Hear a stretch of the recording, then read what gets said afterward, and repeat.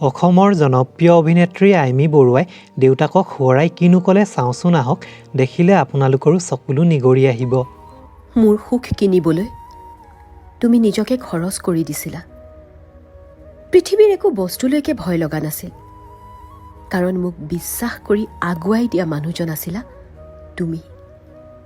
মাৰ প্ৰতিটো নালাগে, নহ'ব, নকৰিবি বুলি কোৱা কথাবোৰক মনে মনে হ'ব বুলি কোৱা মানুহজন আছিলা তুমি। নিজৰ প্ৰয়োজনবোৰক আওকাণ কৰি মোৰ প্ৰতিটো হেঁপাহ পূৰোৱা মোৰ মৰমৰ বাবা।